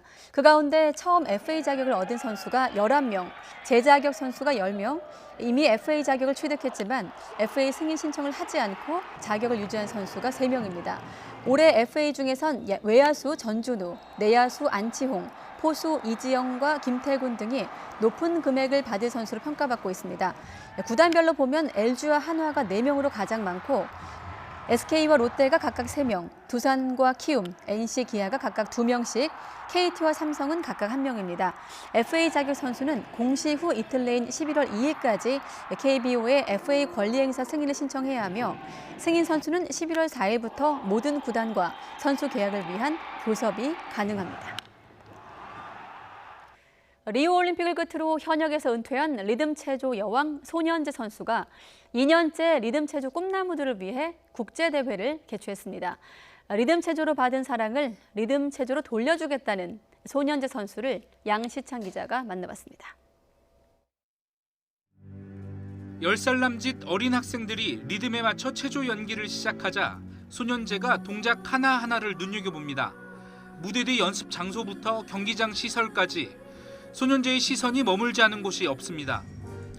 자신이 아시안게임 금메달을 목에 건 장소에서 어린 후배들이 체조 경연을 펼친다는 사실만으로도 감회가 남다릅니다. 여기서 경기를 했었다는 게 믿기지 않을 정도로 뭔가 시간도 사실 좀 오래 지나기도 했고 근데 이제 아이들이 이런 좋은 환경에서 대회를 치를 수 있고 또 이런 국제대회 무대에 설 수 있다는 것 자체가 정말 뿌듯한 것 같고요. 2년째 손현재가 직접 주최한 주니어 리듬 체조 국제대회. 올해는 중국과 일본, 카자흐스탄 등 7개 나라 선수들이 참여해 입지를 넓혀가고 있습니다. 리듬 체조 꿈나무들에게는 국내에서 다른 나라 선수들과 실력을 겨룰 수 있는 몇 번 안 되는 소중한 기회입니다. 외국 친구들이랑 같이 시합을 뛰는 경험은 별로 없었는데 이렇게 안전이가 만들어지니까 되게 고맙고 다음에도 이런 기회가 또 있으면 다시 출전하고 싶어요. 지난 2016년 리우 올림픽을 끝으로 현역에서 은퇴한 소년제는 진로를 놓고 고심을 거듭하다 리듬 체조 대중화에 팔을 걷어붙이고 나섰습니다. 올 초부터 스튜디오를 차려 리듬 체조를 직접 가르치는 것은 물론 국제 대회도 개최해 후배들에게 길을 열어주고 있습니다. 리듬 체조 저변을 확대하는 일이 현재 본인이 할 수 있는 가장 중요하고 잘할 수 있는 일이라는 신념 때문입니다. 이딴 연예계 러브콜을 뒤로하고 후배 육성에 열을 내는 이유입니다. 당장 한 명의 엘리트 선수가 나오는 것도 중요하지만 좀 더 많은 친구들이 리듬 체조를 알고 시작을 하다 보면 좀 더 좋은 선수가 나올 수 있을 거라고 믿기 때문에 리듬 체조로 받은 사랑을 리듬 체조로 갚겠다는 소년제의 당찬 각오가 체육계에 훈훈한 귀감이 되고 있습니다. YTN 양시창입니다. 네, 북한이 오늘 오후 동해 방향으로 미상의 발사체 2발을 쐈습니다. 이달 2일 이후 29일 만이고 올해 들어서만 12번째입니다. 군은 대비 태세를 유지하고 발사체 구체적인 재원을 확인하면서 북한의 추가 동향을 주시하고 있습니다. 취재기자 연결해서 속보 알아보겠습니다. 임성호 기자. 네, 국방부입니다. 네, 북한이 오후에 발사체를 쐈네요. 네, 합참은 오늘 오후 북한이 평안남도 일대에서 동해 방향으로 미상의 발사체 2발을 발사했다고 밝혔습니다. 발사 지점을 볼 때 내륙을 관통해서 동해 방향으로 날아간 것으로 보입니다. 하지만 발사 시각과 고도, 비행거리, 또 발사체 종류와 몇 발의 발사체 종류 등 구체적인 내용은 아직 확인되지 않았습니다. 군은 북한의 추가 발사 여부를 주시하면서 대비 태세를 유지하고 있습니다. 북한이 이번에 발사체를 쏘올린 것은 이달 2일 이후 29일 만이고 올해 들어서는 12번째입니다. 가장 최근 발사였던 지난 2일에는 신형 SLBM인 북극성 3형을 시험 발사했었습니다. 또 지난달 10일에는 단거리 발사체 2발을 발사했고 당시 사거리는 330여 킬로미터였습니다. 북한은 이때 자신들이 새로 개발한 신형 초대형 방사포를 쐈다고 주장했습니다. 특히 이때 발사했던 2발 가운데 하나가 시험 발사에 실패한 정황이 있었는데요. 이 때문에 북한이 오늘 신형 방사포의 정확도와 정밀 유도 기동, 또 연발 기능을 시험하기 위한 추가 발사를 했을 수도 있습니다. 아직 어떤 발사체를 쐈는지는 구체적으로 확인되진 않았습니다. 현재 청와대도 국가안전보장회의 NSC 상임위를 개최해서 북한의 발사체 성격과 발사 의도를 분석 중입니다. 다시 한번 전해드리겠습니다. 합참은 오늘 오후 북한이 동해 방향으로 미상의 발사체 2발을 발사했다고 밝혔습니다. 발사체의 구체적인 재원은 아직 확인되지 않았고 군은 북한의 추가 발사 여부를 주시하면서 대비 태세를 유지하고 있습니다. 발사체 관련해서 추가 소식 들어오는 대로 다시 전해드리겠습니다. 지금까지 국방부에서 YTN 임성호입니다.